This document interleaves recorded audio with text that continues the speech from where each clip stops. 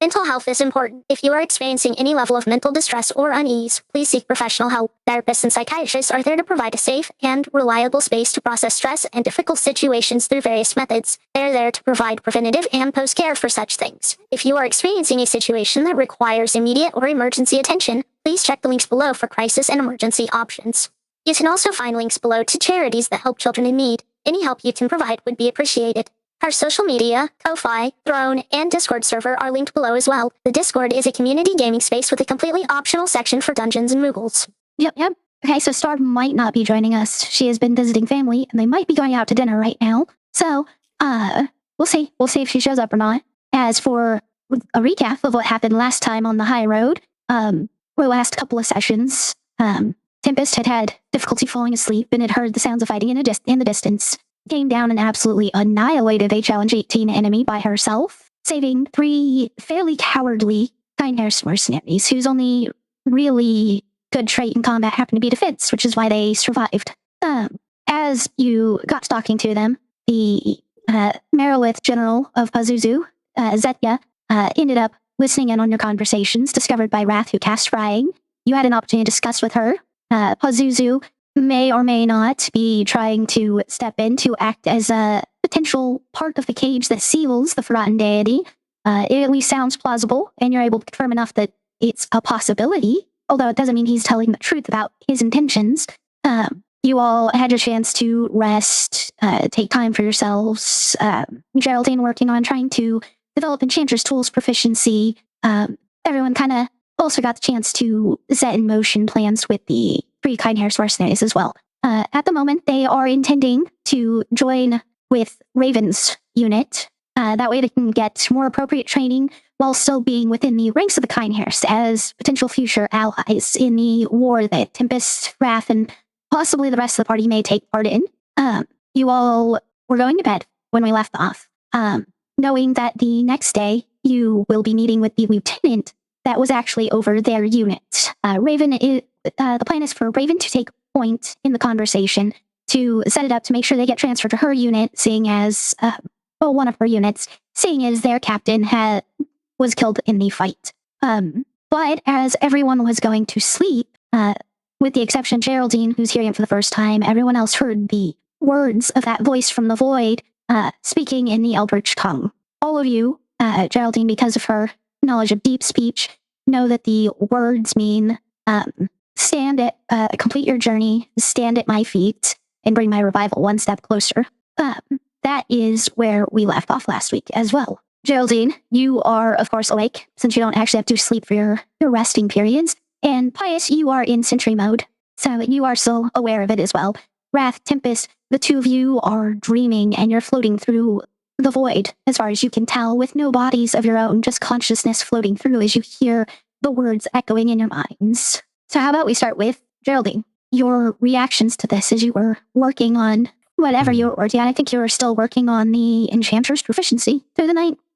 Yes, I was, and it's this dichotomy between my brain is still active, but my body is still moving, but my consciousness is pretty much not there. Is almost mechanical, because I need those. Even if it's for a few hours, I need those moments to let my undead body just rest. And when this has happened, I kind of snap back to, active and feel aware of my surrounding or what's going on. And I listen to the voice. I stand up. I get to Pious first.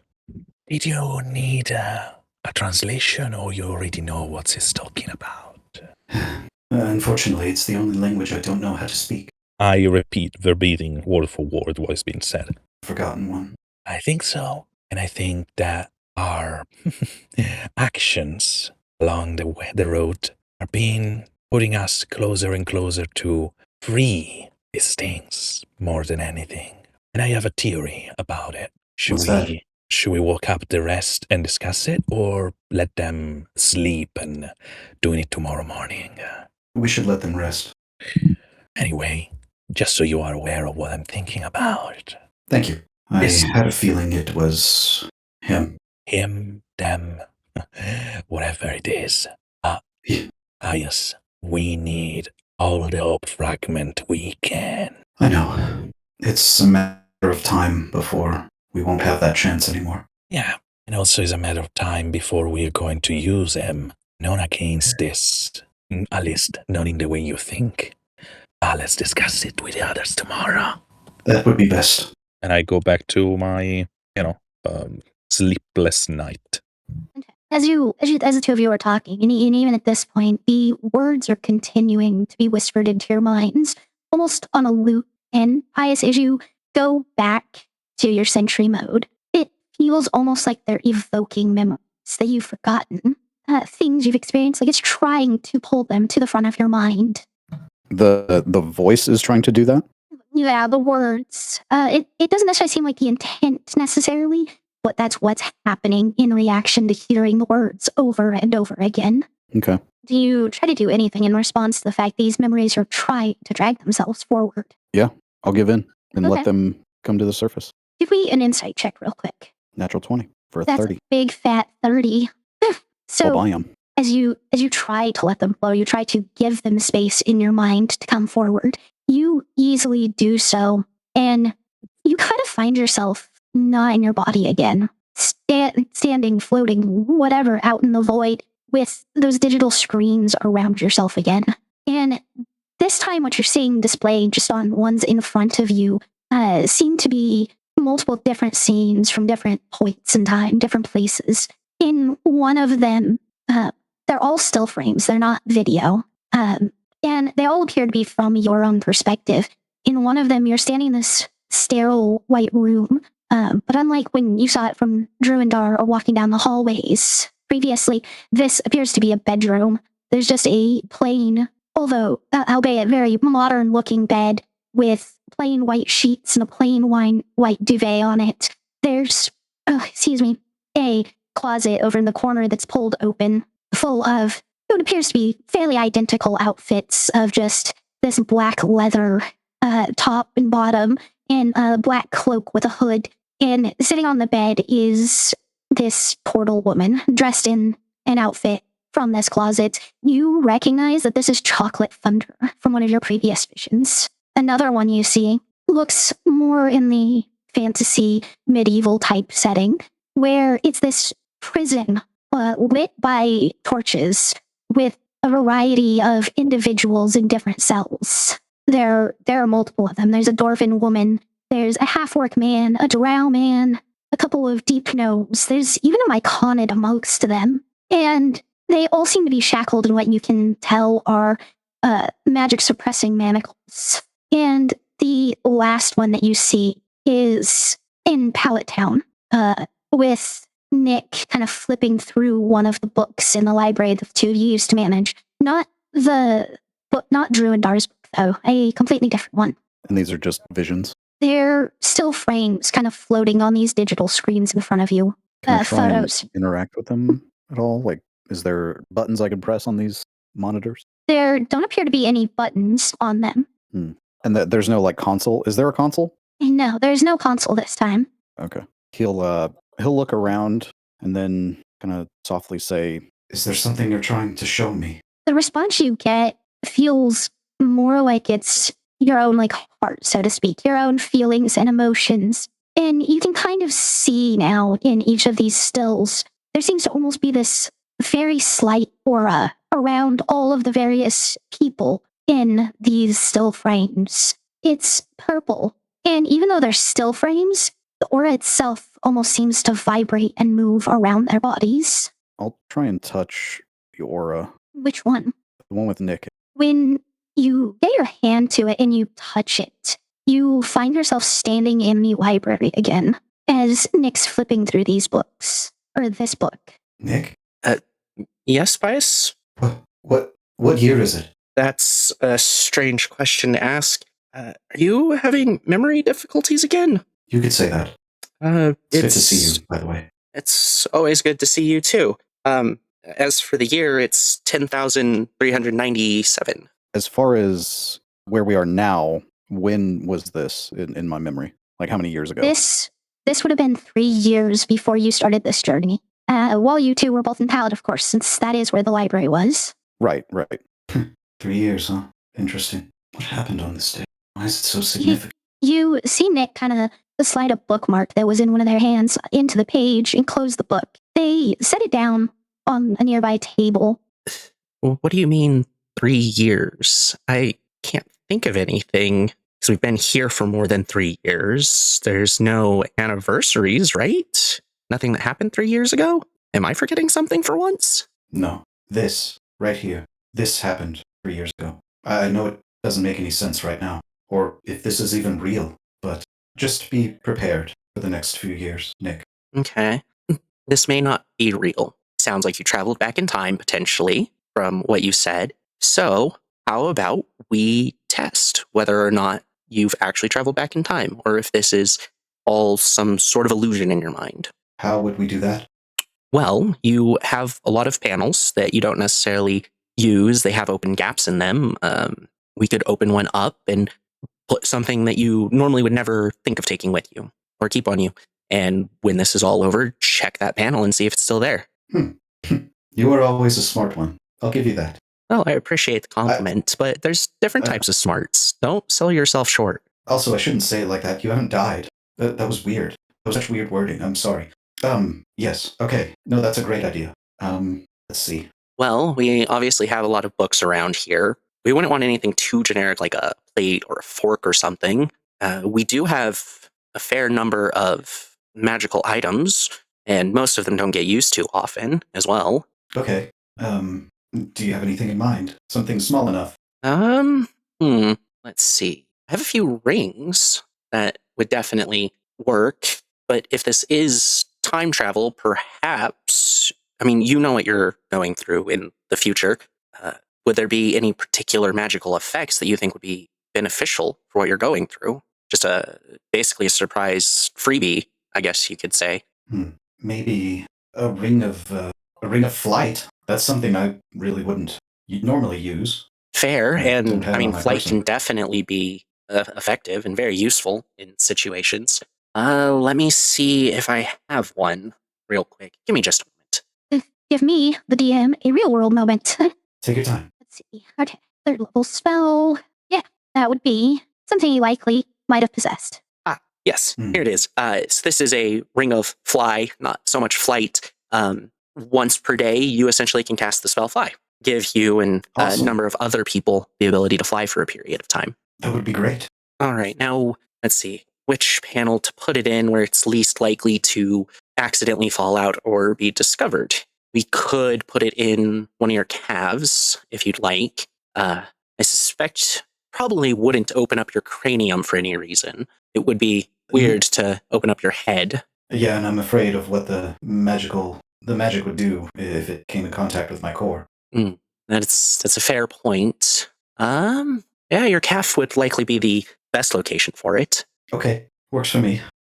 You see Nick kind of dig around for a moment before pulling out a screwdriver. After all, the two of you did keep tools around for some basic maintenance on your body from time to time. It only takes him like 3-4 minutes to open it up, put the ring in there, and then close it again. There we go. Now the question is, how did you end up in this time, and how do you get back? Yeah, I guess that is a good question. Do you remember what I was doing before we started talking? Did I talk to you today, earlier? I mean, nothing out of, the ordinary. It was all pretty day-to-day stuff. We did spend a little bit of time discussing, what kind of books we might be able to find on prophecies and such. I always, from time to time, I end up going back to the whole prophecy thing. Actually, that's one of the books that I'm looking through right now is just essentially a big book of prophecies. I haven't found anything relating to the prophecy, unfortunately. Yeah, well, we figured it out eventually. I see. That's good news. That's good news. And unfortunately, we part ways eventually as well, but not in a bad way. You just needed to find yourself a little bit, from what I remember. There's things you needed to do. Well, I do miss you. I'm sure your time misses you as well. But I guess, if we do find answers about the prophecy, regardless of the answers, yeah, I might need time for myself to figure things out. But I'm sure we'll meet again. We will. Oh, also, I may be the god of time. That's some big news. Yes, it's... you're telling me. I didn't want to be god. It's weird. That is a big might, though.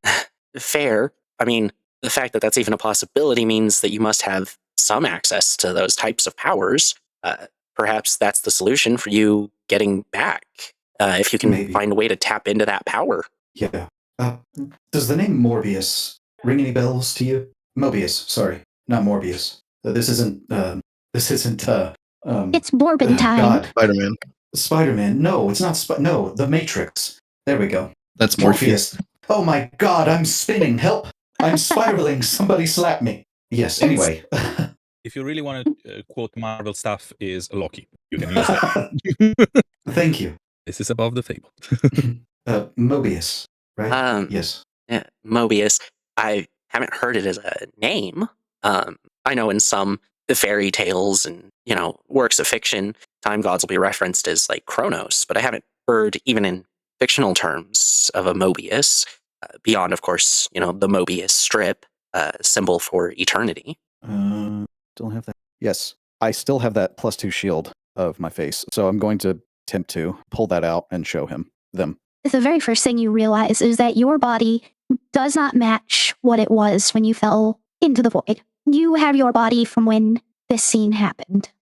Damn. Well, I was going to show you what it looks like, but basically, my true color is gold and white, and I look different. I've seen it a couple times.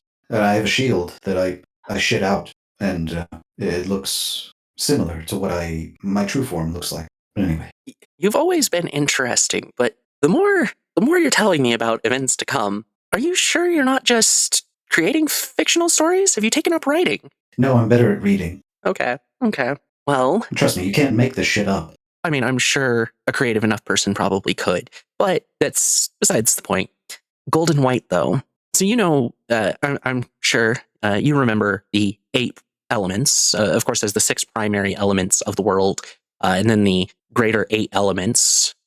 But there's the primal elements as well. Only 2 of them, and they're kind of at the core of all types of energy. We attribute different colors to them, especially since in their purest form they do take on colors. As for 2 primal elements, the core of everything, amongst the archmages and various studied people, they're known as cosmos and duck energy. And duck energy tends to be this blackish purplish color, whereas cosmos tends to be this golden white.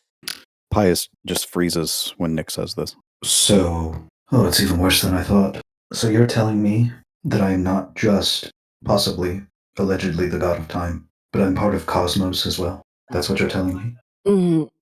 Maybe. I'm not overly studied within the religious aspect of the world, but the names actually derive from, study, the discovery, the people who first found them, that sort of thing.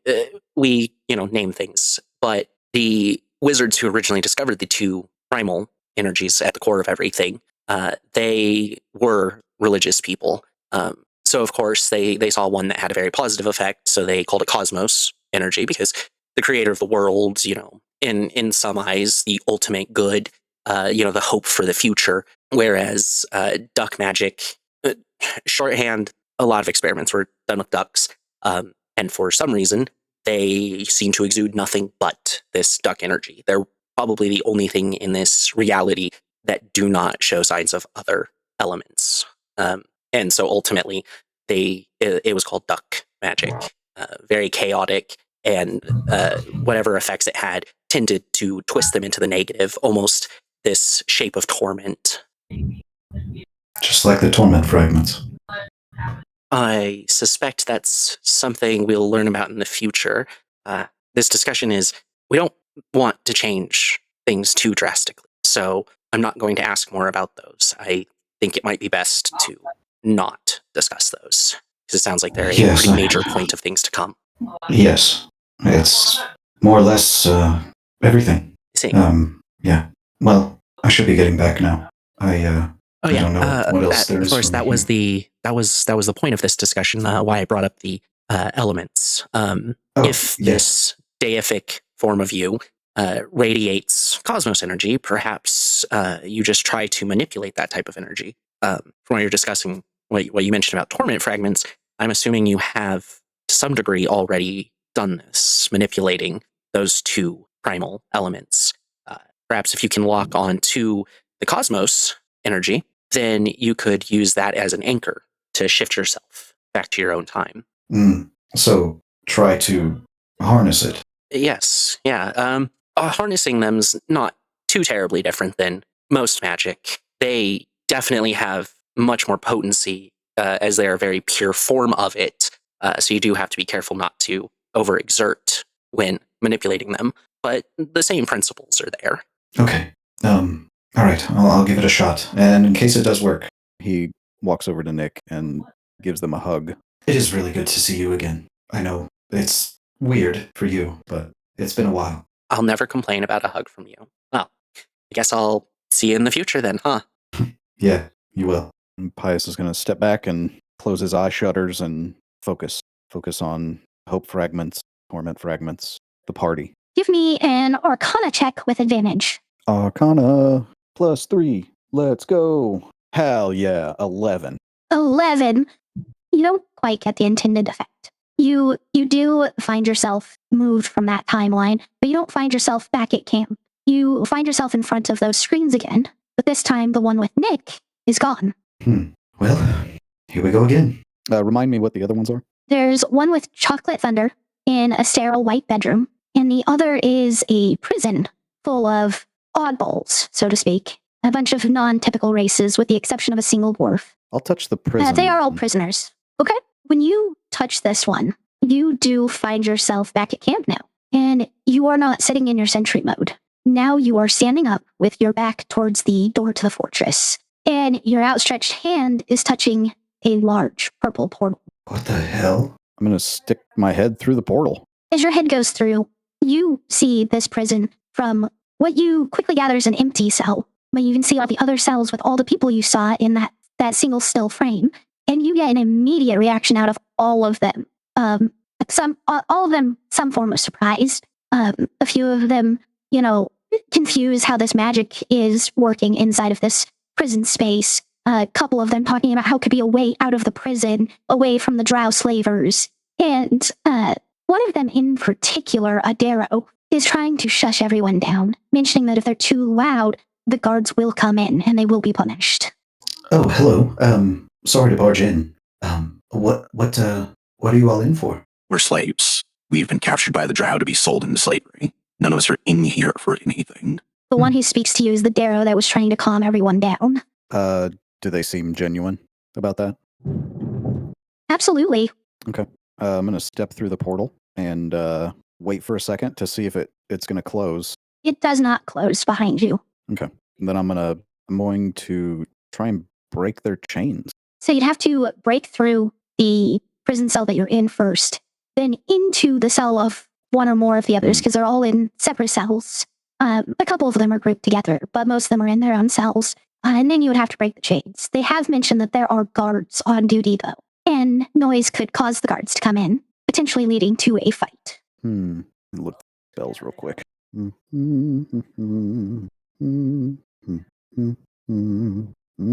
What is spell there? Sorry, I'm trying to find out. It's second level. See how many slots I have for that. Ooh, only got one left. Damn. Okay, that's not gonna work. Could have swore I had silence. Maybe I did at one point. Yeah, I don't. I do have darkness though. Is it just a typical prison layout? Cells in a hallway? More or less, yeah. It seems a little bit wider than maybe a hallway. It might be more accurate to call it like a pen with individual cells inside of it. I'm gonna wait a few minutes and kind of size up the guards and see if one will test. So the area you're in with the cells, there's one door that leads out of this prison area, and it is currently closed. There's no kind of porthole or anything you can look out either. Okay, so there's not a guard walking up and down this hallway, is what you're telling me. No, not in the immediate area. Okay, then I'm gonna check and see if the cell door that I'm in is locked. It is. Okay. Okay, so, first of all, where are we? Second of all, how many guards are there that you know of? You hear a voice telepathically in your mind. You can tell it's coming from the myconid in these cells. Give me a second. You good? Sweet. Okay. There's usually around 10 or so guards that are immediately in this area. If something were to happen, I believe the facility has close to 100 in total. We are in a temporary location, moved to transfer slaves from one location to another. It's controlled by the Drow. It says in the Underdark, I do believe is what you overworlders call it. Damn. This prison happens to be one of the most secure, though, and it's led by a Drow priestess and several of her elites, in addition to all of the guards here. I'll be right back. And I'm going to walk through the portal.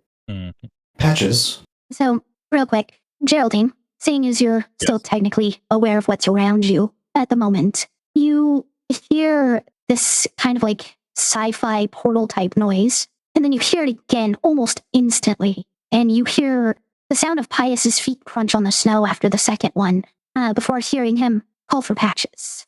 Okay. Wrong app. And out of curiosity, I will just go and check on Pious. Oh my, Pious. Late night adventure? All on your own? You could say that. You could say that. Well, what can I do for you? I require a few items. A few thieves' tools, as well as some weapons. Okay, and did you want just basic weaponry, or did you want it to be magical? How many sets of thieves' tools, and how many weapons? Just a few thieves' tools, and How many people were in there again, roughly? Let me do a head count, and there were 10 people in the cells. 10 weapons.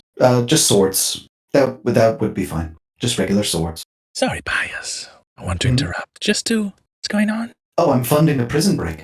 A prison break. And I look around, perplexed. I'll explain later. Do you need any help breaking some chains? Or, to be precise, unlocking locks? Unlocking things would be nice, yes. And I, quickly take out my thief tools. Oh, you do have some. That's right. Ixnay on the Ultave. They. My pig Latin was never good. Never mind the thieves' tools, Patches. Just the weapons. Okay, seeing as I don't know exactly who needs them or what their skills are, I believe short swords may be the best option. A good all-around weapon. Most people can find some use of it in combat. For 10 of them, that would be 100 gold. Perfect. I'm sorry, Pious. Who are the guards? Do you have an idea of what kind of enemy those prisoners need to face? Some drow from the Underdark. So, maybe you have Geraldine, something specific. This is a quick note. There is no Underdark in Maluviette. There is an underground place similar known as Noctera, but there is no place called the Underdark in Maluviette. Yeah, but Geraldine is treating this like as a hallucination on Pious' mind. So she's just like, yeah, of course. And she will go, but you say drow, okay? So why don't we have some specific weapon against them? Light? They usually... I suppose, but I don't know. I want to give them the chance to fight for their freedom, but I don't want to get that involved. Maybe just one thing that can create light to give their enemy disadvantage. That's it. You want to cast it? Good. If it's not, it's out of your hand. Well, okay. A scroll of daylight. Or what is it called? Is it daylight? Is that the spell? I think it is. Yes. Okay, so here's the 100 gold for the 10 weapons, and a scroll of daylight, if you have it. Let's see, that would be an uncommon. The 125 gold for that one, and the 100 for the weapons, the swords. Okay. I pay for the scroll because I'm the one that suggested it. Oh, okay. If you want. I have 85,000 gold, so it's really no big deal. So you are such a rich guy. Okay.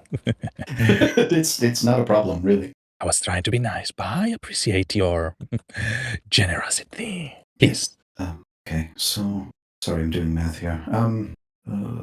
Geraldine, by now you would have noticed the purple portal that's just like a couple of feet away from Pious as well. And at that point, Geraldine will probably start to treat this not as an hallucination, but more like, okay, so where this is things going? Because I think, and she will say to Pious, do me a favor, finish here, and I will go on the other side to just snoop around. Don't worry, I will be invisible. Can I warn them first? Because your appearance is not exactly as I said, comforting. I will be invisible. Oh, right. Yes. Okay. Sure. And I I'll be cast in there in a second. and I cast greater invisibility on me, and I step into the portal. All right. So you step in and you can look around and you see the various cells with the various individuals in it as well. They're all murmuring currently amongst themselves about the big metal man that came through And and how he just walked out and disappeared through this portal. okay, Geraldine is amused, and she will get to the lock of this cell and taking out her tools and etc. and open it. And because it's greater invisibility, I can do a lot of things before it, drop. Yep. Do So so you have my proficiency with them, so my slate of hand and etc. will be 15 as a base, unless tell me if you want me to roll. so tool proficiencies act like their own proficiency. It's really weird how they work. Tool proficiencies, me and everyone else have covered this previously, but essentially you get the ability score modifier and the proficiency for thieves' tools. It's not a sleight of hand check, Okay, but at the same time, I don't think you can fail it because you have like a +5 or +6 dex and then Plus five +5 dex? proficiency. +5 proficiency, +5 dex, yes. Plus the thief tool proficiency that I don't know how much will be. Yeah, no, you're good. You can't fail the check. They're actually not difficult locks. It's just there's not much the prisoners can use to pick them. Okay, so I You do open notice this one. that the Darrow, he does appear to be fairly elderly. And the specific thing to note as you're taking an inventory is his eyes are just white orbs. He doesn't seem to have pupils or irises. And as soon as the lock pops, it is a very quiet sound, and they're all murmuring. But his eyes and his head turn slightly, and you can tell he's looking at the lock that you just unlocked. And this is one of the prisoner or one of the Yes. guards? Oh, it's one One of of the prisoner. prisoners. Yeah. The elderly Darrow man. Okay, just to be sure. In the meantime, the Pious gets here. I just, with my dramaturgy, I will get to my whisper, get to each one of them and say, I'm going to open all your locks. Please be quiet. And All of them stop talking very readily in response. A couple of them actually seem almost fearful, though, at hearing this. Big metal man is coming with weapons, but you cannot use them if you are all locked up. So be quiet, let me work. And one by one, I'm going to, very stealthily, very quietly start to open all their locks. Okay. I'm a shadow between shadow because I'm invisible and also my stealth, it's pretty much 25. Yep. Yeah, you're able to get through each one. It takes about a minute for each lock that you go through. And let me double check. Yeah, of course. In the meantime, Pious, I think you already have done with everything, so Yeah, there are 7 cells that you have to unlock. Pious still is here, though. And we're not going back to Pious yet. So it takes you about 7 minutes to unlock all 7 cells. And you were getting a little worried because Pious should have been done with that transaction and coming through by now. And I tell them, I don't know what is holding him up, but he's coming. So until the weapons are here, just stay quiet. And I slowly, even if the door are unlocked, I'm not going to open them because if any guard comes to check and etc., on a first glance they will just see everyone in their cell and the door's locked. No, the door's closed. Sorry. And slowly I get back to the portal and I wait beside it. How long do you wait before you choose to do something else? But, I'm just checking on something because I think that my greater invisibility has a duration. So I'm just double checking on that one, and that will be probably my time before I cast it again. No. So the spell itself only lasts 1 minute. Okay, so yeah, only 1 minute. Okay. Yeah. So sorry, just a little rewind. After I unlocked the first one and I'm walking in towards the second one, I just said, I look a little bit unsettling. Don't worry, I'm friendly. And so when I appear, they don't scream in terror. Jesus Christ. So the dwarven woman, she has kind of a look of horror on her face. You can tell she's thinking what a lot of people do, and she just sees you and immediately thinks mind flayer. As for the rest of them, a couple of them are unsettled. but the Darrow man in particular, you see him smile. And all his teeth, although they look perfectly fine, like they're in good repair and health, are all pitch black. Can I do? And it's more of a nefarious smile than anything. Okay. Can I do? I'm not sure about insight or nature. I'm trying to identify what it is, pretty much. So I'm checking on my skills just to see if maybe my knowledge of history or nature will be better than, or maybe my arcana will be better than insight. I'm just thinking about it. It gives me a little bit of a magical vibe, so I'm going for arcana if it's okay for you. So you would know, in Maluviette, Darrow is more of a derogatory term. They are technically a variant, a subspecies of dwarf, so to speak. Ones that have been changed by the eldritch presences in Noctera. As for what differences there may be wherever you are, since this is apparently the Underdark, a completely different place, you're not sure. But you can tell that he is essentially a dwarf, just kind of immediately. Then, out of game, I pretty much understand what it is.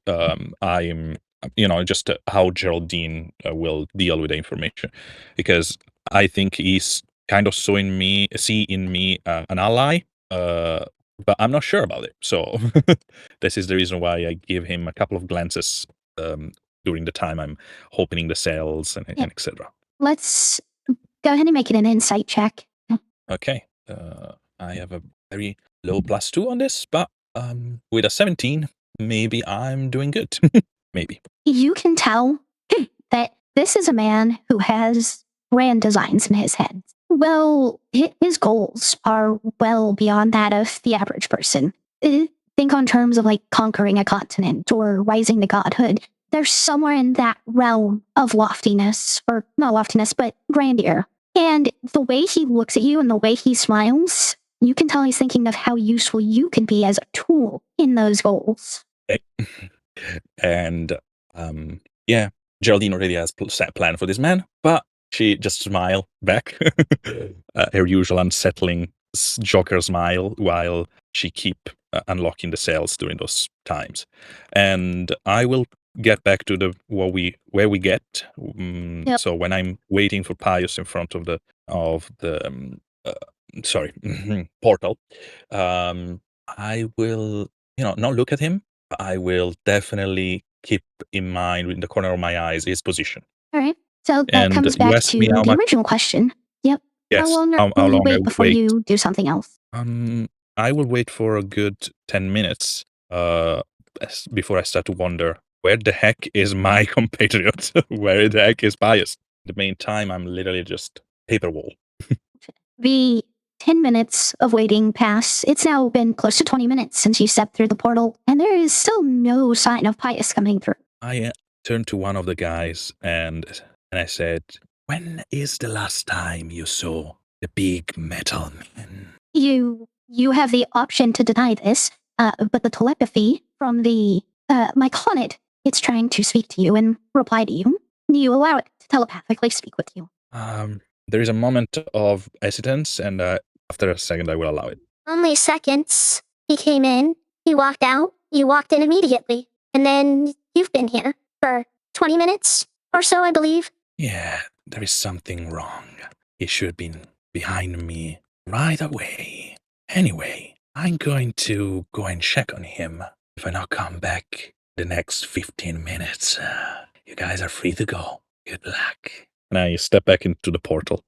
Okay. So, Pious, over to you. You watch Geraldine step through, and as Patches puts out his hand to finish the transaction, or I should say, as he starts digging to pull things out, you see Geraldine immediately walk back out towards you. Well, that was quick.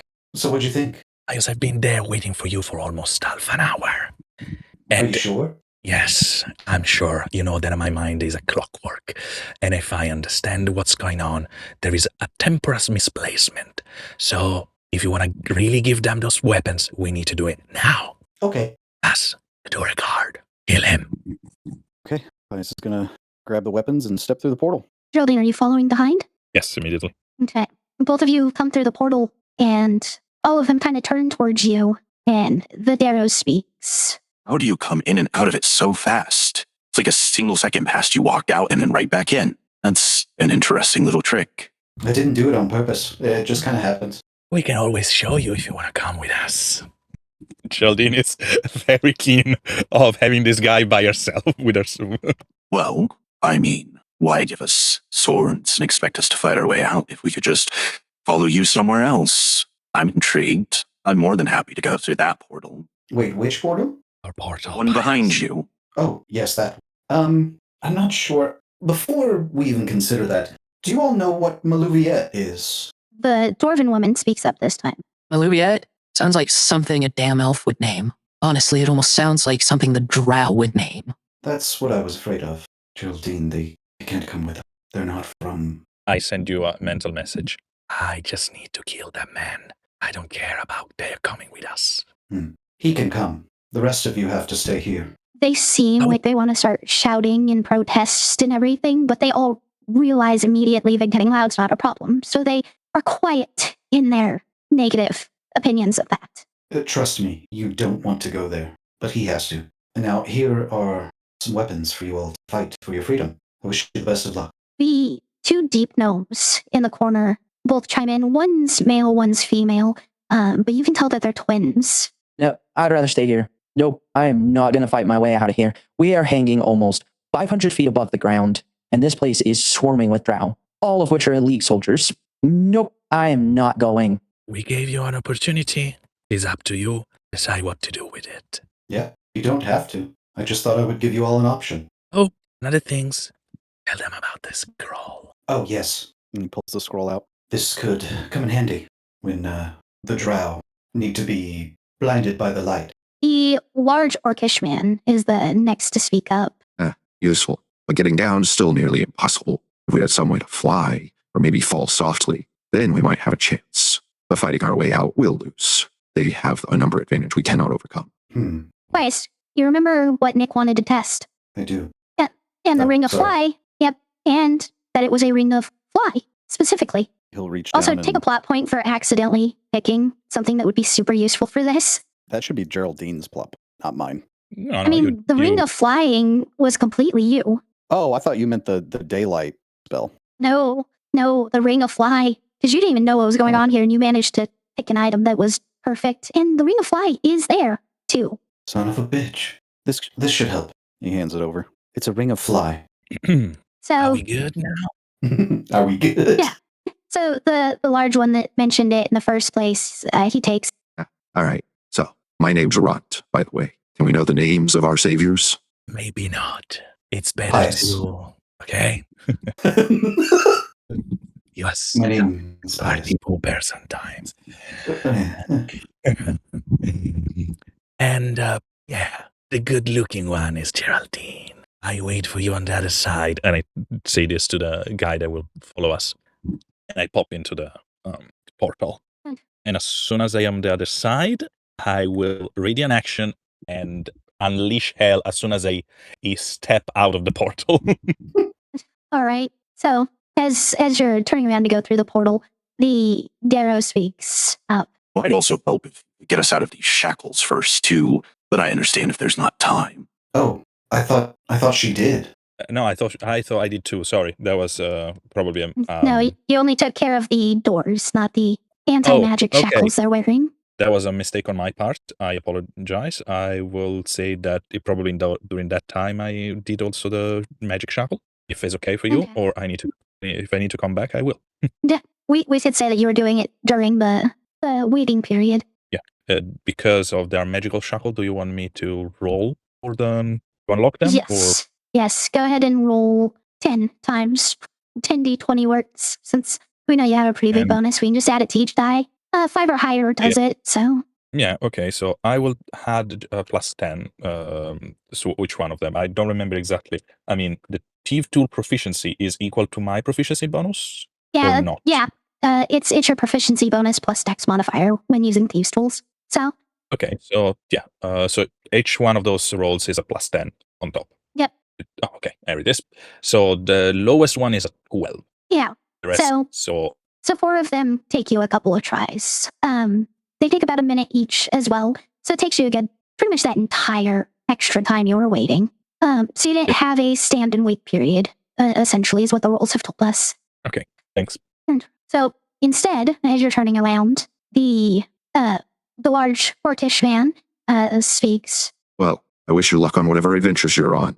Maybe someday I'll get to come back here and kill that Elfara bitch. It seems as though you'll need more luck than we will, but I have faith in you. So, Pious, are you heading through the portal before the Darrow man can, or are you having him go ahead of you, but after Geraldine? I'll let him go ahead of me. Okay. You do notice, as he's walking by, he tries to be kind of sly and subtle about it, but he does still scoop up one of those short swords. That's fine. And we have your ready to action, Yes. Geraldine. Do I roll my attack with advantage or not? This is the question. No advantage. Okay, it's a 22. 22 hits.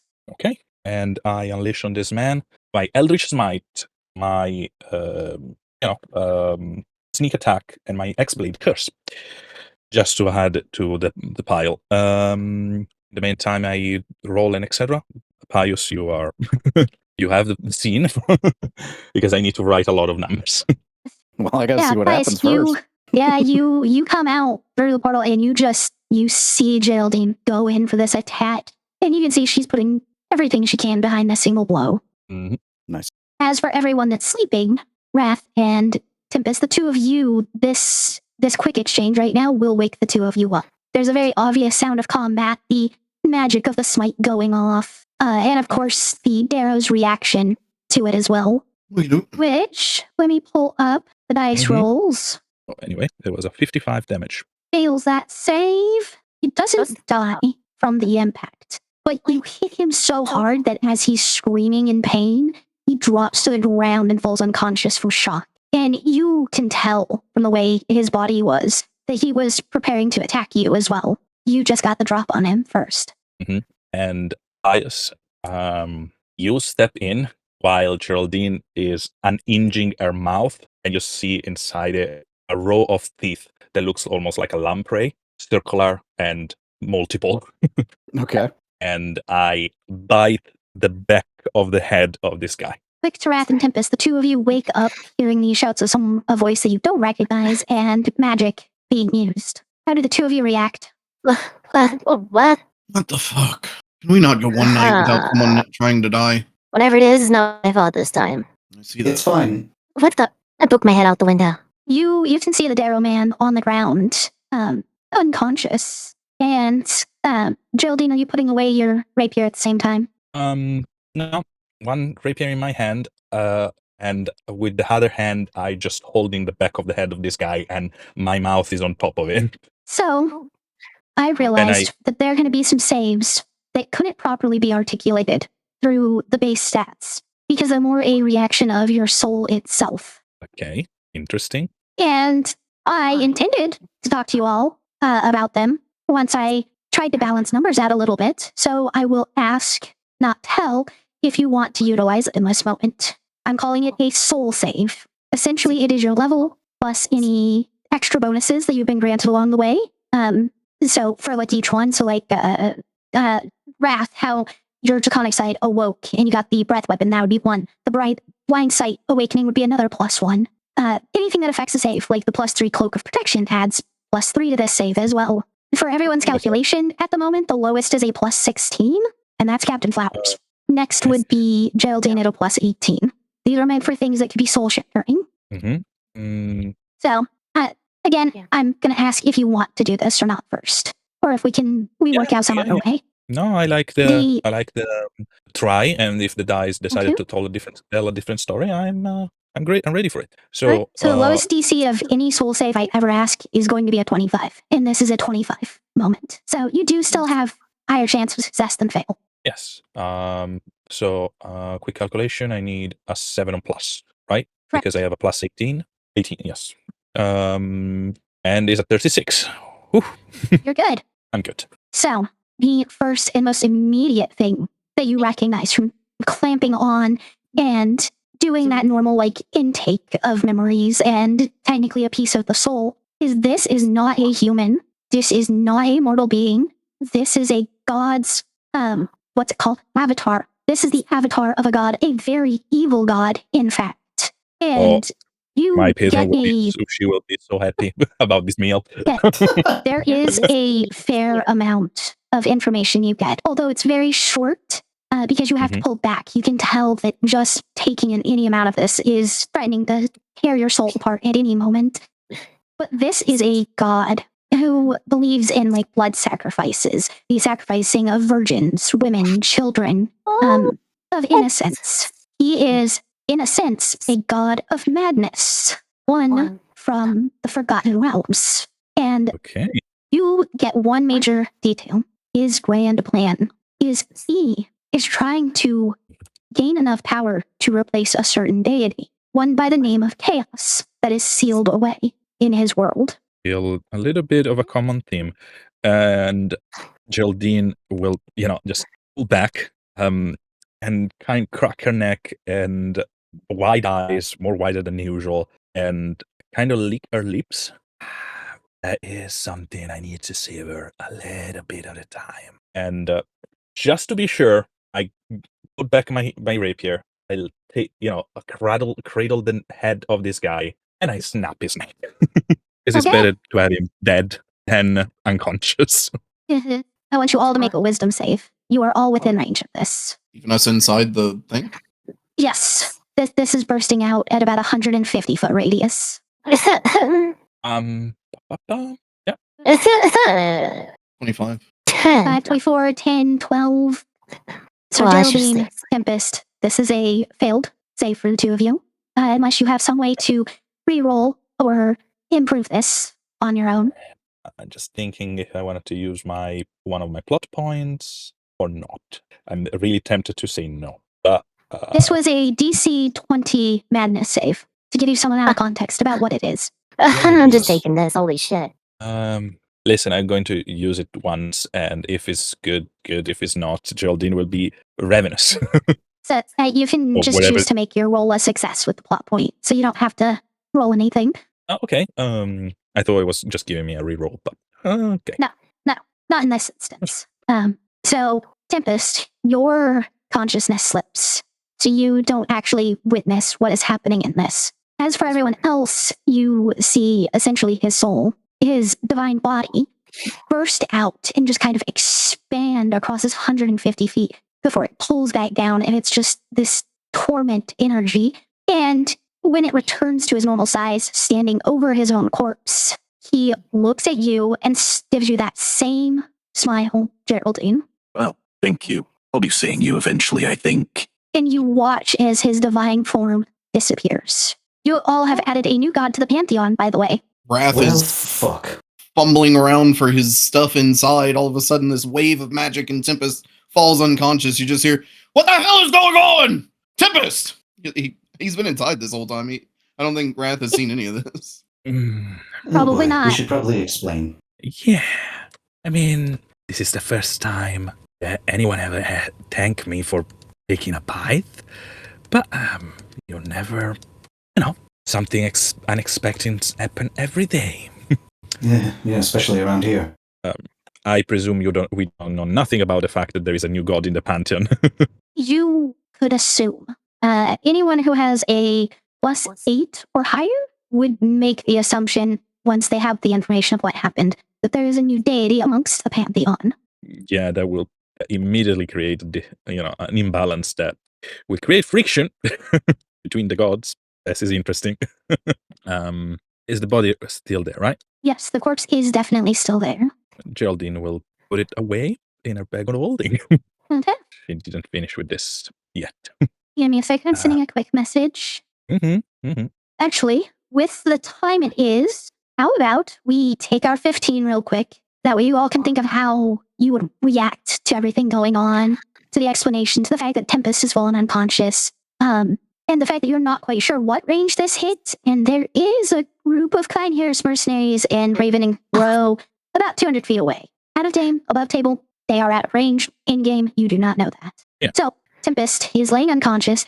All of you have been hit with this burst of madness as well. And Wrath is shouting along the lines of what the fuck just happened as he's trying to gather his stuff. Well, he's now dropped his stuff and is going over and holding Tempest, trying to reach her. Wake up! What's wrong with you? You awaken Tempest. You do notice Wrath as she her eyes start to flutter open, that her body shifts into its hybrid form, into her actual demonic form, the hybrid form for lycanthropy. You okay? What happened? Oh, well, this is interesting. Huh. I never really got a good look at you before. What? What are you on about? I'll have to let Tempest know. What a good pick. Her Now, eyes are not glowing purple, by the way. They are not I was about glowing to purple. ask. now, Which one are you? first things first. Could you help me to my feet? He'll pause, but does stand up and help you. Much All right. appreciated. I don't think I caught your name.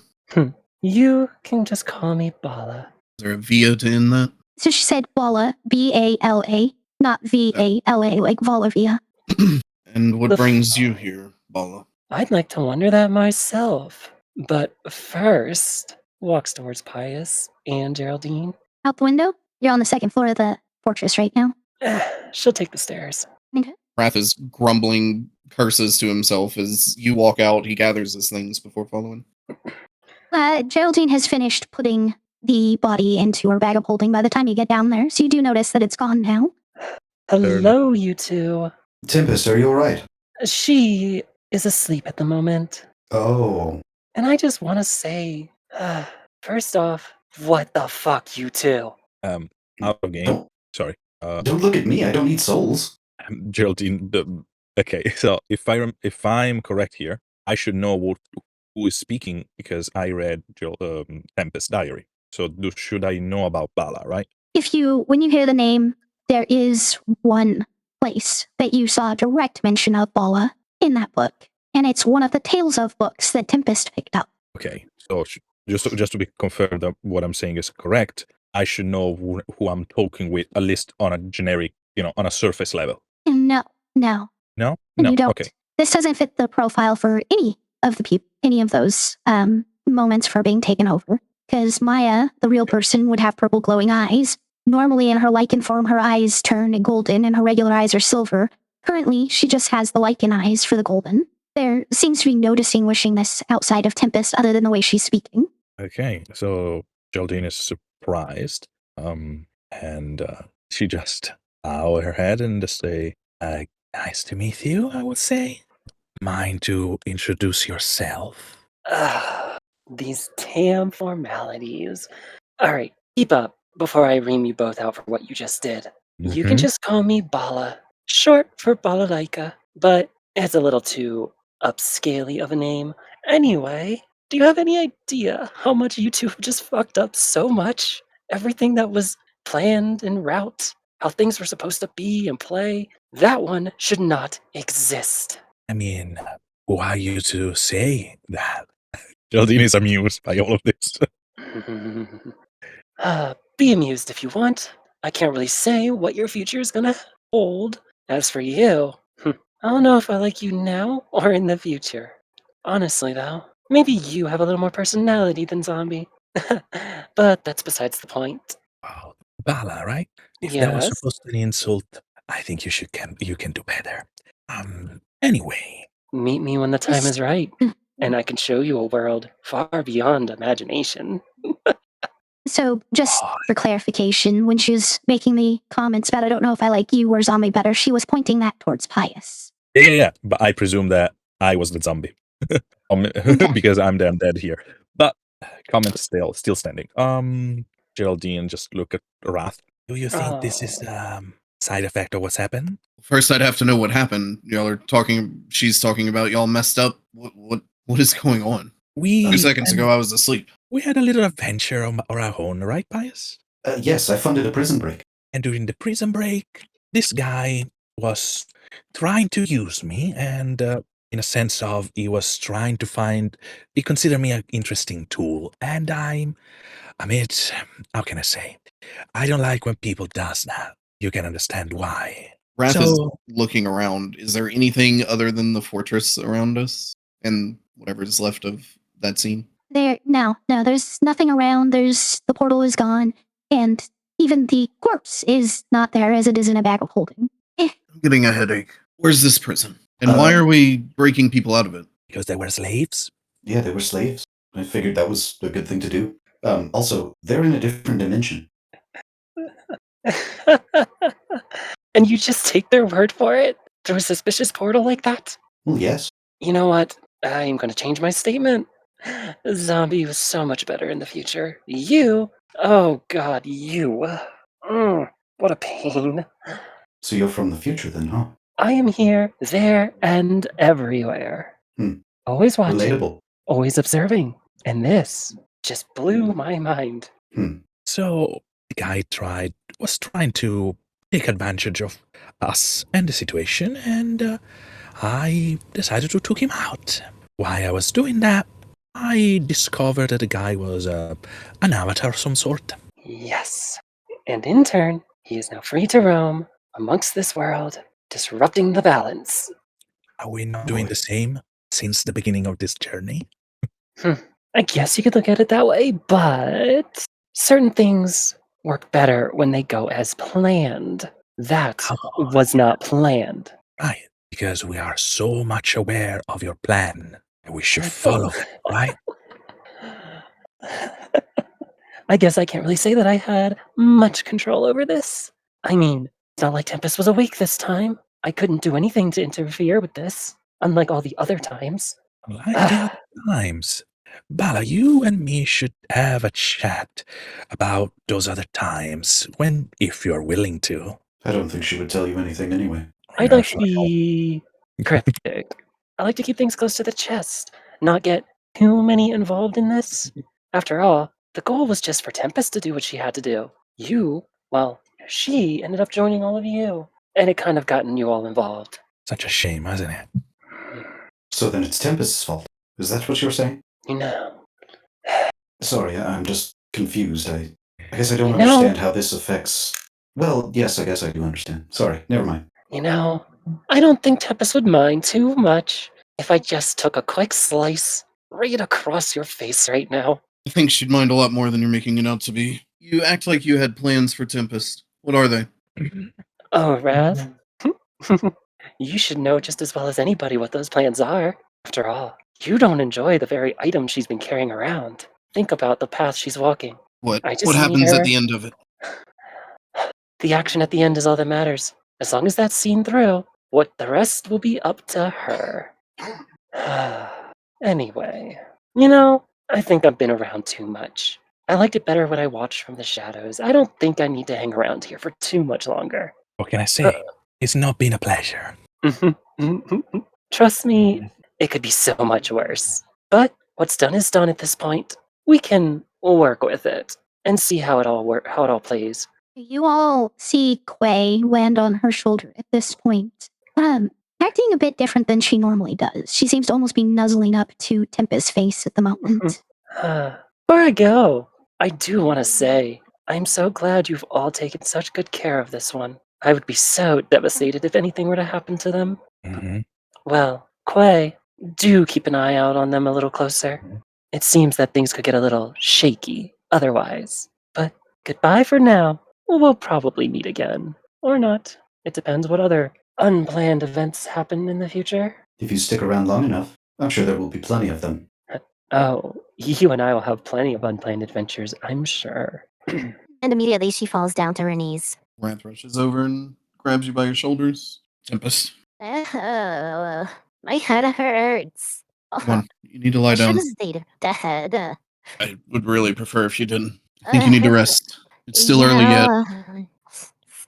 All I did was stick my head out the window. What the heck did they do? I think that's a conversation we should have over breakfast. Okay, fair enough. Hey, Quay. Go back to sleep, guys. Everything will be Yeah. alright in the early morning. Tempest just trying to make her way inside with Rath's help. Hell, he'll carry you if you let him. No denial on that. Why am I fuzzy? Changes back. Someone else came visit during all of that. And I missed it? Well, I wouldn't say you missed it. And I apologize. I went to write it down and immediately forgot. Was it Bala what? Balalaika. Balalaika. Let me type that out in talk for you. Does the name Balalaika resonate any chords? You said balalaika, huh? I did. If I said yes, would you be surprised? No. Considering that they just took over your body for a time. Can't say they've ever done that one before. Well, No. you two as she's getting herself laid down. You remember those Tales books that I found? I do. One of them had her name. Wait, what? Yeah. And so it's with the other books. And Which- tempest yourself to sleep. Right. He'll kind of sit there for a minute in silence after you fall asleep and consider looking for that book, shake his head, and instead is going to lay down next to you, but he's going to try and tap into the dream enchantment on your tattoo, just to try and give you something peaceful, devoid of anything related to this. Okay. You do so, and Tempest, you get to have pleasant dreams for the remainder of the night. Geraldine and Pious, though, the two of you are still downstairs as the two of them head upstairs. Well, Pious, yeah. that was interesting. To say the least. We have a lot of interesting adventure, me and you. So we do. I'm sure it'll be fine. I'm not worried about it. I'm not worried about this new random guy in the mix. I'm more worried about what we just had a chat with. Yeah, she seems familiar, as if I should know who she is. Mm-hmm. I read all about Tempest life, and in all of this, I don't know what the fuck that was. That is quite concerning, then. And I'm not the person they usually swear. True. So, yes, another god in the mix. If this guy create too much ripple on the pond, probably the other gods will take him out. But that is what really, really me worried. Yeah, it's just another thing we have to worry about. Just another. Thing is, my friend, that yes, in some kind of way, we are all being agent of chaos since the beginning of this journey. We, not in the way that, we are aligned with a god, but we are the elements of undetermined chaos. We create and modify things in the way that is not expected by the flow of time. You should know really well what I'm talking about. Yeah, I do feel responsible, but at the same time, how could I have even known? Yeah, it's all about the old things of free will against fate. Pious, some memories kind of flood back to you in this moment. You can tell these were some of those memories that were trying to come forward at the beginning of all of this. And you can see from that prison cell all of the individuals that were in this prison as they're discussing with some unseen adventurers in the cell that you'd come through in. And in this original version that you're remembering, they had found a way to escape alongside the prisoners as they began a journey to escape the Underdark, one where eventually demon lords rose to the world, and the amount of chaos within it flooded the world. Just one step of many that led to chaos eventually being freed. So I see that now, how that... Yes, you see flashes of these memories throughout it. Not as if you were a part of them, not as if you were one of the adventurers or the prisoners, as if you were this unseen force that was always there, watching. Oh God, what have I done? Care to share? That universe that we were just in, I changed it for the worse. They're all going to die because of me. Are they now? Do you have Unless- certain things? I can see it. It's like a memory. You remember when we were in that village, and you have memories of other things, other us, doing different things, and etc. Mm-hmm. But there was one timeline, one reality. Yes. I think this is pretty much the same, isn't it? You have access to memories of another timeline, another possible series of events. It doesn't mean that they are fixed. I see what you mean. Still doesn't make me feel better, but you're not wrong. At least there's that, I suppose. I still feel horrible. But it's done. Nothing to change it now. Exactly. And you can spend a lifetime, crying about what you have done or possibly not, etc. Or you can just move and carry on. Yeah, that's all we can do, really. Well, thanks for trying to make me feel better, at least. Sorry, Pious, I'm really sucking a pep talk. They're No, not it's okay. my good, they're not my forte. I don't feel much. Well, you tried, and that's all that matters. It means you care, just a little bit. At least I think you do. And Geraldine just smile and don't say anything because it's better for her to stay silent during those moments. Well, Now, no, let's get back inside. yeah. All And I right. You are proceed. continuing with your rest then? Yep. Geraldine, are you making any adjustments to what you are doing during this rest period?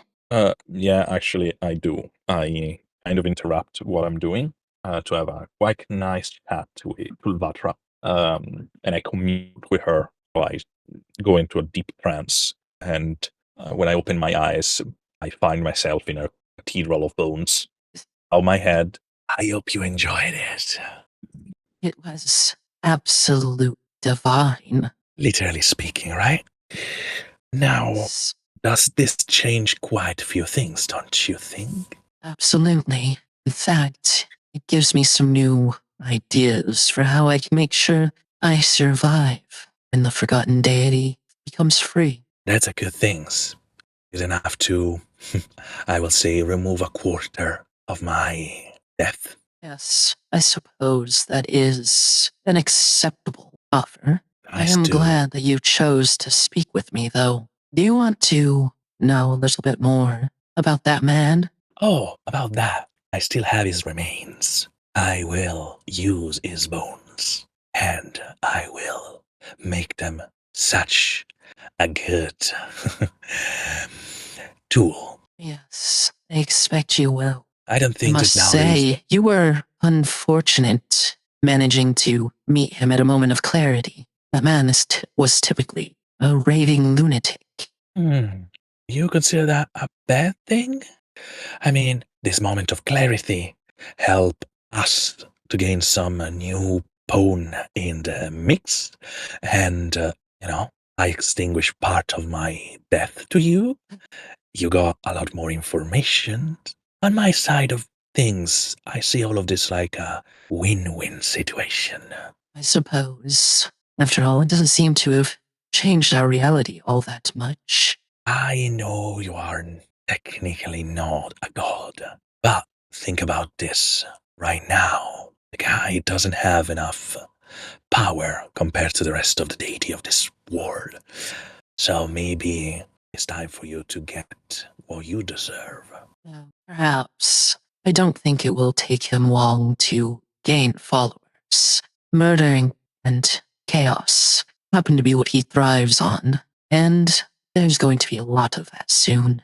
But I believe you may deserve a special reward for bringing this information to you. When last we spoke, I said it wasn't quite time to let you in on why I chose you, my plan. Well, I'd say that this information is relevant. So, coincidence? I don't typically believe in coincidence, not for something this big. I do plan on rising to divinity myself, and you are the tool I chose by which to do it. And depending on the choices you make later, you may be able to join me in this divinity. I never intended our pact to be a prison, at least not in the long term. I am a rotting, walking corpse. You call this freedom? Listen. Like I said, not in the long term. Yeah. Your situation when I found you was a precarious one. I believed that this was the best way for both of us to meet greater ends. I see. Of course. To make an omelette, you need to break some eggs. Completely fair. As usual, I trust your wisdom, and I will be more effective if, at the moment of choosing, you will guide my hand. Rest assured, At least you will give have me a my sign. full support. Good. I like when we speak plain and simple. There is one thing that will probably make both me and Wrath, probably more Wrath, a little bit more happy.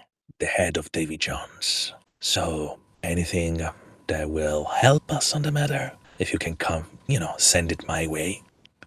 Don't think twice. I'll keep that in mind. But just know that the two of you will have your chance to take your revenge on him. That monster that manipulated him and created the situation you and I are in as well. It's waiting for you, waiting for all of you further down the road. That's such a wonderful news. And I bow and I retreat. Okay.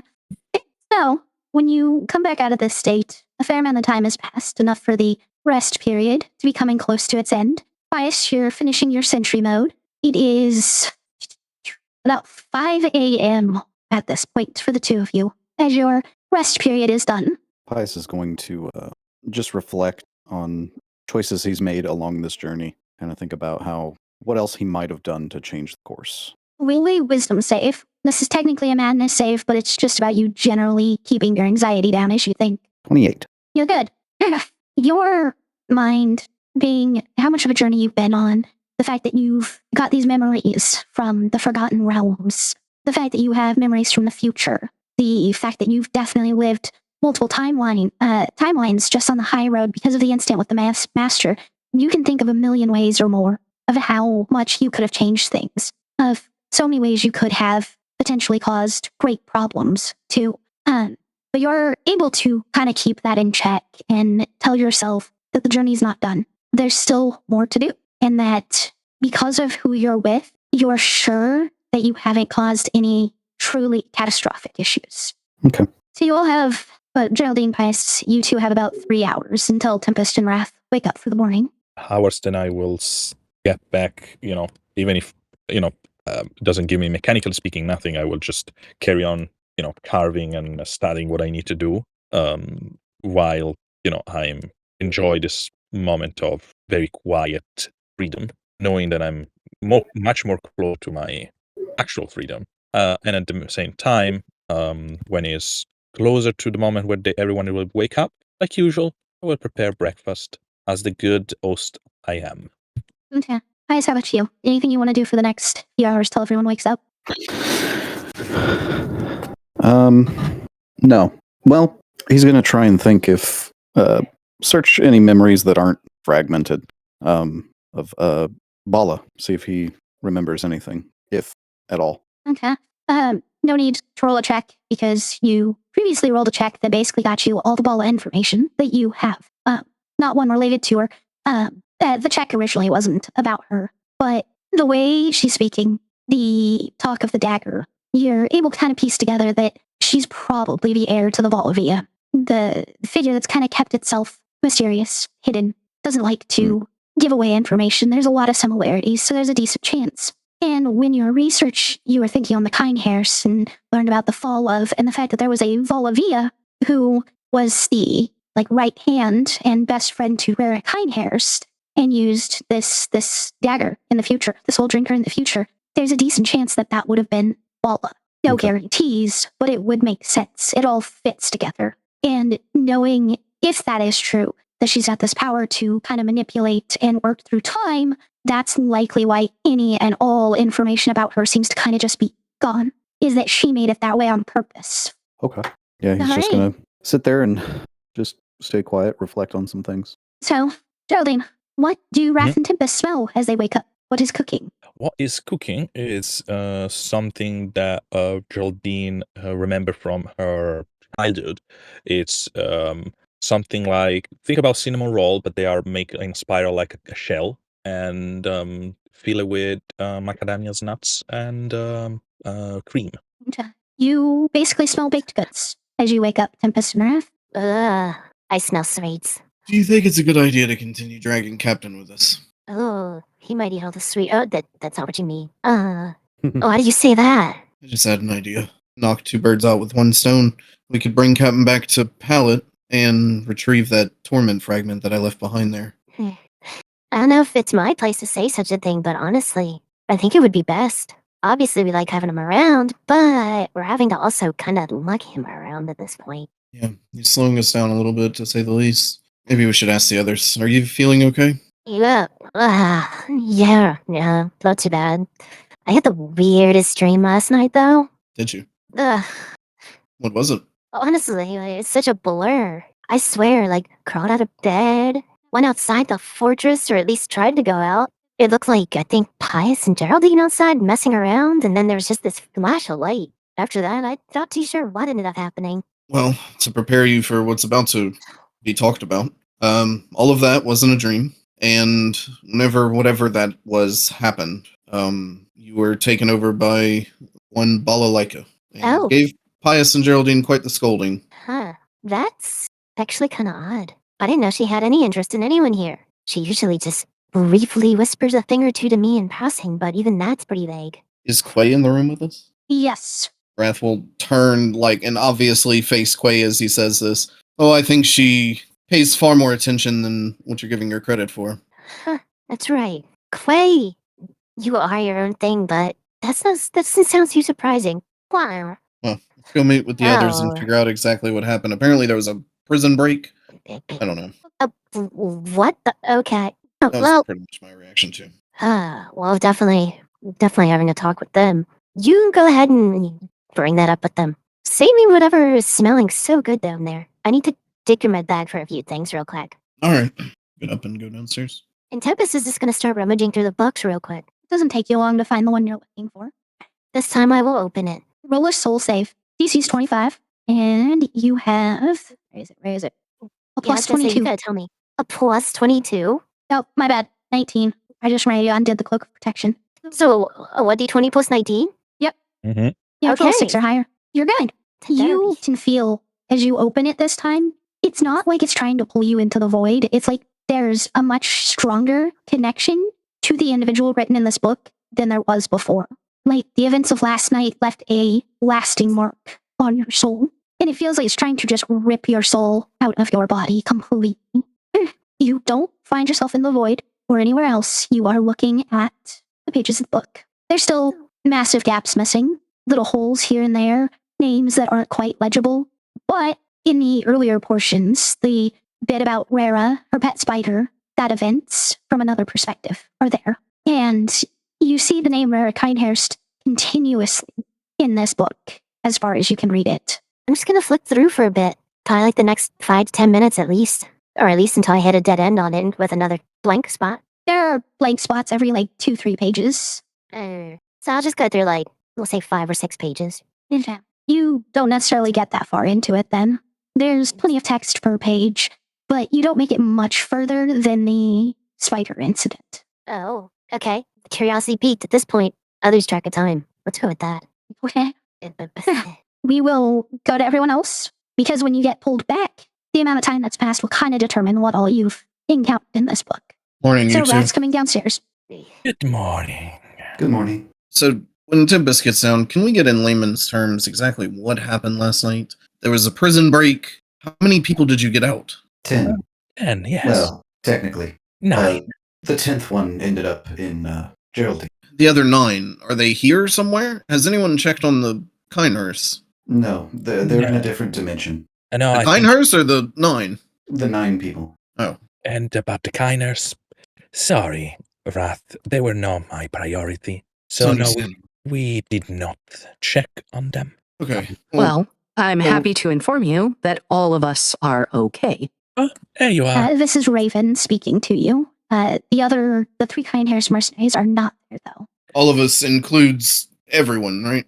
Yes, my brother and the 3 soldiers. Yes, the 5 of us are okay. Something gave us all terrible dreams last night, but it sounds like you're discussing that matter right now. Actually, we were not going to talk about that specifically because I was going to discuss another matters. But it's up to you guys. We have so much to do today. Figured That's we wait on understandable. Tempest to discuss whatever happened last night anyway. What else is going on that we need to know about? But first of all, we have a very important meeting today, so I think we all should be prepared. Secondly, there is something that is being, like a little earworm in my brain. Not literally speaking, but you get my meaning.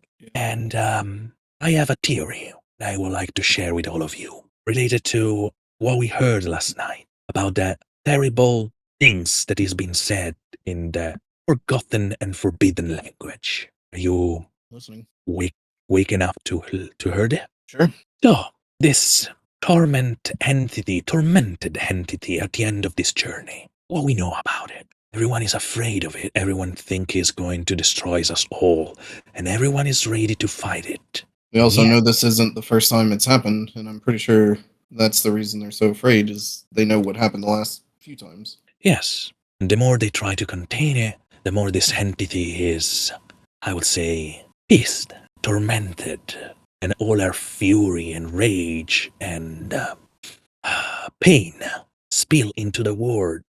And I take one of the few ferment fragments, still wrapped, so just to show it a little bit and put it back in.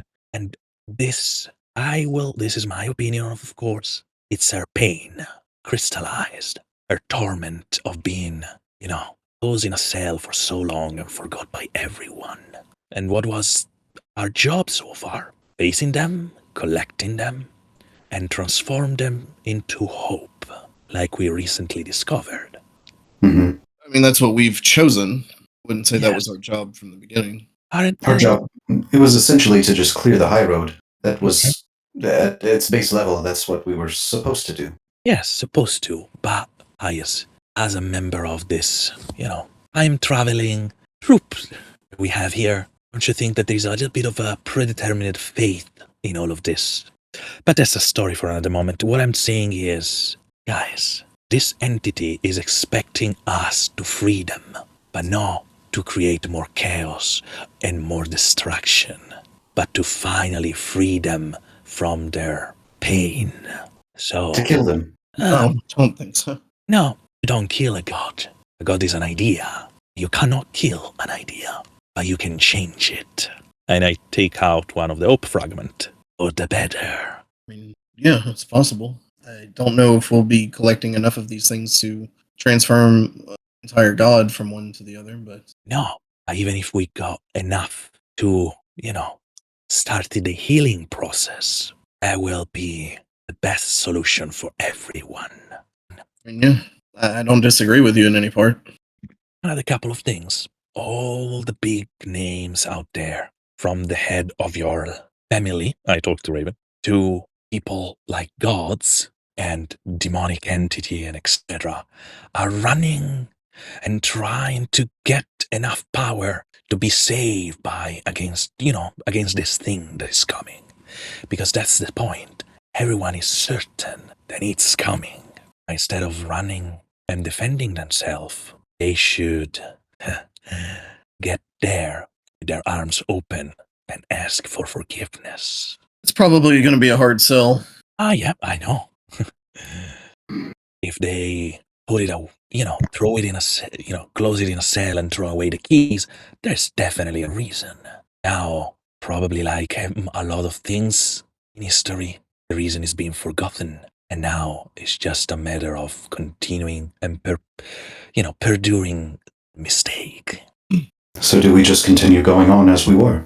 Pretty much, with a new goal. Create as much hope we can and heal instead of destroying. Okay. Nice, Wrath. This reminds you of some of the different ways that you've interacted with people down the high road specifically. How there would be the ones going on in fear and must be sealed away or must be destroyed. And then there have been those that repeat that the forgotten one must be saved. I mean, the problem with that, though, is all the ones who say, worship the forgotten, we're doing some pretty bad stuff. Yeah. Very true. One in particular, Wilfred Goldrudder, is one of those people. Yep.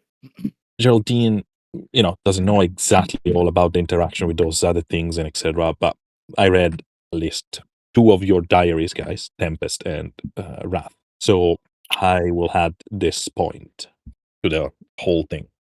I will say this, and I'm probably the best example here. Never judge the book by its cover. No, but whenever the words inside are just as disturbing as the cover, it doesn't lend to judge it by any other means. Yeah, you're probably right. I just think we need to be cautious and take everything as it comes. Yeah. Never say otherwise, guys. I'm just suggesting to keep our eyes open, our mind open, and not just blindly collecting torment, but preparing ourselves for make things right. Give hope. Has Tempest still not made it down? No, Tempest has still not made it down. It's been about 20 minutes. I'll be right back. Rat's gonna go looking for her. Wrath, sorry. Yeah. Before you go. And I get close to you in the meantime we are going upstairs. And I whisper to you, we are going to meet Davy Jones very soon. Why are you telling me this? Because down the road is what expecting. Sorry. Is kind of something that is waiting us down the road. Always figured he'd be at the end of it, if I'm being honest. He'll get what's Maybe coming he to him. does. Maybe he does. But it's closer than you think. So I'm not sure if you still want that vengeance. Or you just want justice. It's coming your way. So put a smile on that scaly face of yours. He gives you the fake smile for a second. What is it you want from him? What I want from him? I mean, do I need to state the obvious about my condition? No. If it didn't do what it did to us, I will not be here walking without a beating heart. So it's vengeance you want. I don't feel hate because I don't feel, if you want to call it like that. Yes. It's just good to know. That's why I asked. Don't think anything of it. Don't worry. Well, I'm gonna go see what's taking Tempest so long. So, Tempest, you've had a decent chunk of time here to be flipping through and reading. There have been some fairly sizable gaps. You're not necessarily really deep reading anything. But after the largest gap you saw, you were about to stop flipping through because there had been so many blank pages, you do get to a page describing how Bala stands as a blade of Kinehurst alongside an individual by the name of Salem. And that's kind of when you walk up, Wrath. Hey, everything okay? Ouch. Shoot. Sorry. I got distracted here. She goes to close the book up. Fine. What are you reading?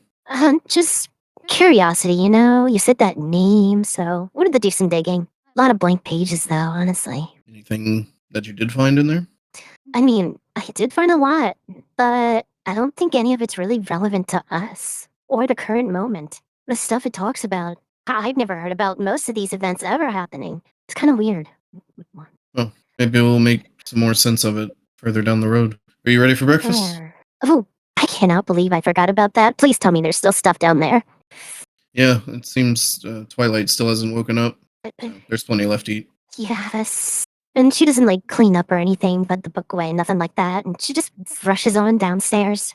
Let's go before it gets cold. So, Tempest, is the book in your hand when you rush off, or do you leave it just sitting there? I leave it sitting there. As Wrath is looking at it and you rush past him to head downstairs, he'll just reach a hand in his bag of holding and try to feel to make sure, as a security blanket kind of item, is the sapphire still there? Yes. Kind of gripping that. He'll squeeze it for a second and then follow you out. Okay, I am so ready to eat whatever that amazing smell is. Hi, Auntie. Hey there, kiddo. Such a meeting already. Did I missing some important stuff? She starts stuffing her face. Oh, nothing that important. Just, potential end of the world. Normal Tuesday, right? Yeah, I get that. Oh, So, now that we're all here, please describe to us this prison break and what the hell happened. Right, well, I was in sentry mode, and I saw the screens again. The monitors that I told you about. One with images on it. Yes, they were memories. One of them was of Nick, and it was 3 years ago. They were in the library, and when I touched the image, it transported me back 3 years ago, before we even left Pallet. Oh, what was the bar doing? I didn't check. Sorry. Oh, I didn't mean to distract you. No. It's funny. I get it. I am curious though. Anyway, so I spoke to Nick, and we conducted a test to see if it was real or not, because you know how things are. If what you were seeing was real, that's what you're saying? Right. I didn't know if it was a vision or if I was actually back in time 3 years ago, and turns out I was. We put a ring in my calf, and it was still there when I came back. And he turns to Geraldine. You were with him for all of this? No, I wasn't. I actually heard him coming back, and you started to acquire things and etc. So please carry on, Pious. Well, that was before that. When I was seeing these monitors, I was in the void, and after I'd gone away from Nick, I came back here, in front of the fortress. Or, no, sorry, I'm getting my things mixed up. I was back in the void, and the picture of Nick was gone after I came back, and I decided to touch the monitor with the people in chains in the prison. But then I was transported here, in front of a portal, and that's about when Geraldine heard me. I went in, spoke to them, came back, bought them some weapons to get out of prison, and Geraldine helped free them, their shackles and the doors.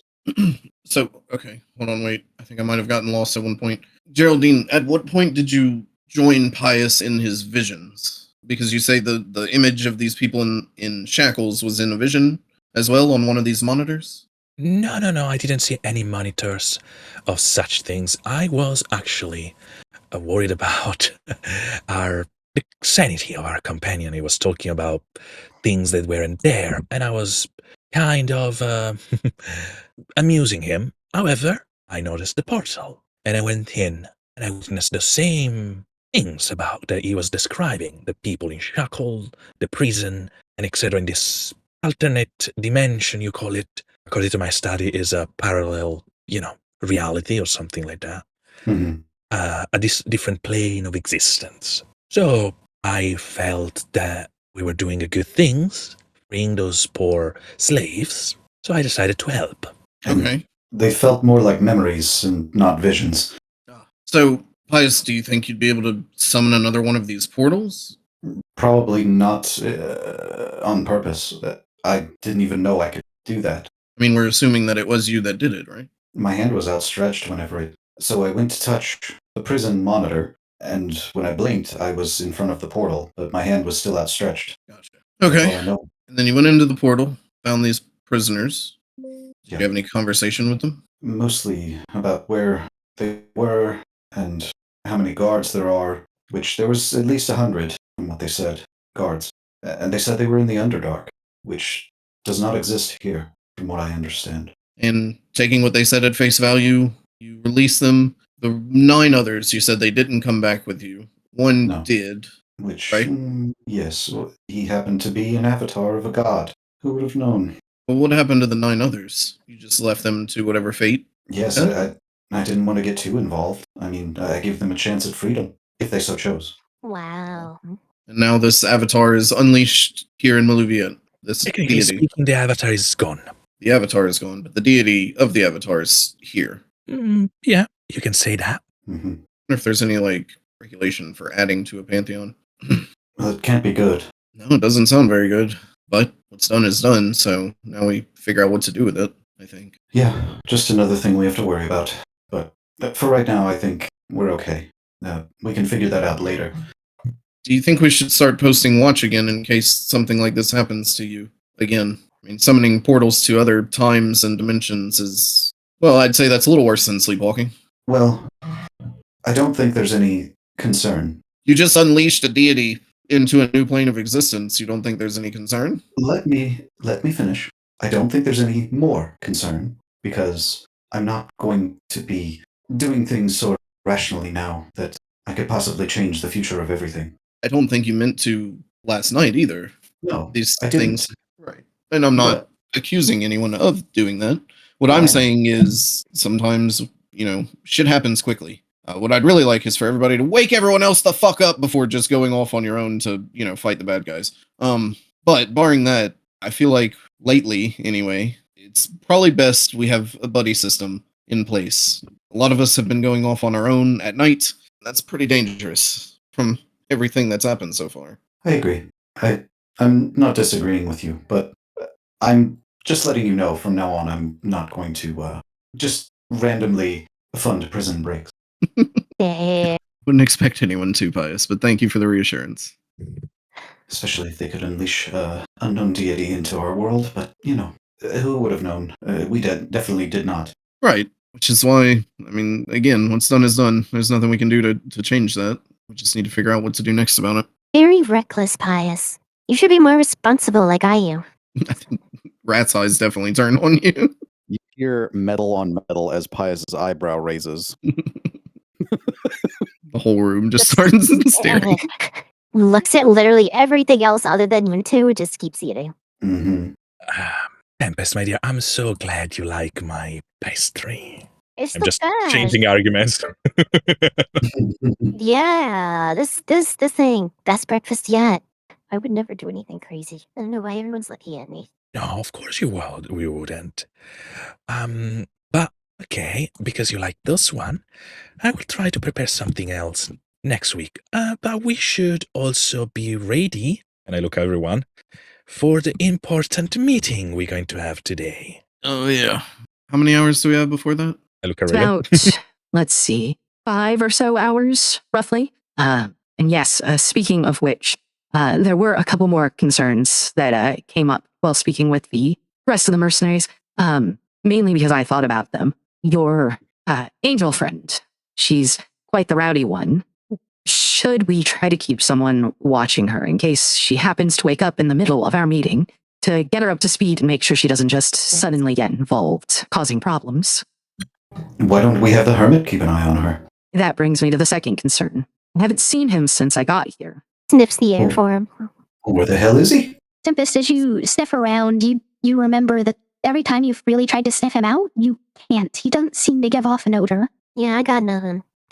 You know he came back to camp with all of you. He did travel down the road to this point, but you haven't seen him since you set up the fortress here.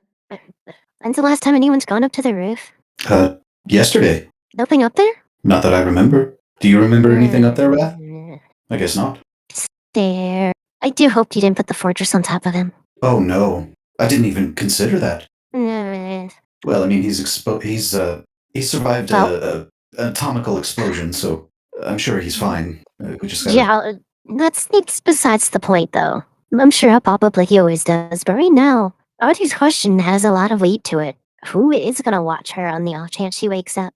Because we cannot risk an incident. I do believe we should at least attempt to spend some time finding him.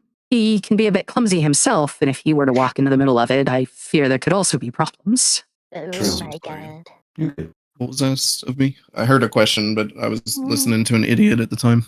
You didn't see the hermit on the roof, did you? No, he actually hasn't been around in a couple of days, if I'm not mistaken, correct? Right. Yeah, that's the point of discussion with him, is that he hasn't been seen. So, I can probably look for him if y'all want. Give me 10 Yeah, minutes. we want to be sure that Okay. he's around and he will take care of our twilight. Sure. Like I said, give me 10 minutes and he'll pull out another scroll of scrying to look for the hermit. the question is, do you all just sit around patiently waiting, or do you want to continue discussing while Wrath casts the scrying? I actually have a question, Raven. You mentioned some interesting or slash disturbing things that came out speaking with the rest of the mercenary. So what are those? The concerns were specifically your allies that we were just discussing, making sure that everyone was accounted for, that their positions were all expected positions and the such. And that made me remember that you had 2 more allies that I hadn't seen, one of which being your angel friend who is a problem, and of course the old man. Those were the main concerns that we had discussed. So no concern about who you're meeting with. I feel like I have a pretty good grasp on the situation as far as he goes, at least. Out of game, I don't remember if I told also to her or Tempest told her about the information I discovered about him. No, you have not. Okay, so the fact that the guy is actually a warlock tiefling and etc. is all good for you? That is new information, although that would explain a lot. Someone like that would definitely have the potential to modify memories or generally manipulate things to make his record seem far more flawless than it really is. That could potentially yield problems, but if you're certain of this information, that tells me that stroking his ego could be far more beneficial than I first believed. Okay, I thought your nephew was going to update you on the matter. There probably been no time for that communication. Let me put you up to speed. And I gave her every information I got from Tulvatra about the guy,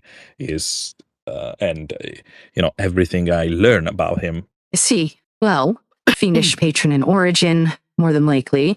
He's a tiefling himself. Worst case scenario, I guess I could utilize that information against him. There's no way he would know how we acquired it. I don't want to open with that, of course, but if things start to go south, we could bring that up.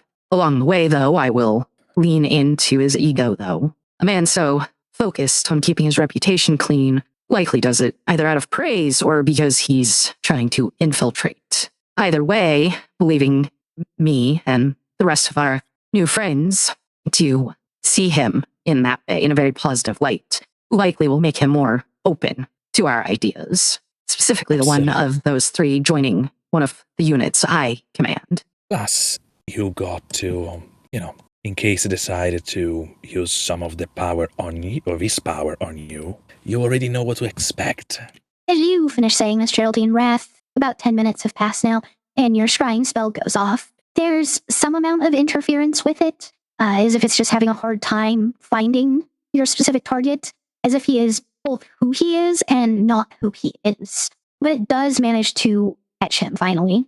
And you recognize the angle that it pops up at. He is lying unconscious on the ground, probably about 100 feet away from the fortress, the opposite direction from where the Kindharris mercenaries were, but almost certainly within the range of that explosion of torment energy was last night. Shit, we never checked on him. He's this way. We'll get up and start walking towards where he's home. Is everyone following? No. Yes. The three of us will go check on him real quick. We'll be right back. Okay. As the three of you get over there, I mean, it's a short trip. It's only like 100 feet.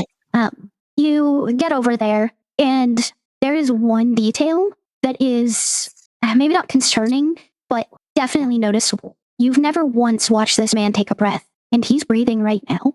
Holy shit, he's alive. Wait, is that good? He's changing. Okay. I don't know what to do. I'm not equipped for this. Wrath is moving over to him and rolling him over and checking his vitals. And that's the strangest part. He has vitals now. His heart's pumping. He has a pulse. He's breathing. And as you kind of start to move him around, make sure he's face up, and the snow that was kind of partially covering him, you notice that he has these two fox-like ears and a tail. Holy shit. Ben, are you there? He's kind of like lightly tapping him on the cheek. He doesn't respond. Does he look wounded at all? No, he does not look wounded. He's in surprisingly good condition and shape, given that his physical appearance is like a man in his 90s. I think we'll need two babysitters, or two people to be babysat, rather. Yeah. We should get him back inside, though. It's cold out here. Yeah, I'll bring him. I'll carry him towards the fortress. Pious is staring at him the entire time that we're walking back. He better not encroach on my territory. Grr. What does that mean? I have my space. I see ears. I take it as a threat. My tail is superior. As you do, like, all finish getting back inside, Geraldine, of course, you notice him there, and you do notice those changes as well. But you also kind of realize, Wrath, as you're, finishing getting him in, you notice about the breathing patterns and kind of the way he's moving and his muscles are slacked. He seems to have fallen into a coma the same way, like, the Captain or even Twilight is at the moment. And that is where we are going to wrap up tonight. As always, I love you, Kupo. Bye-bye.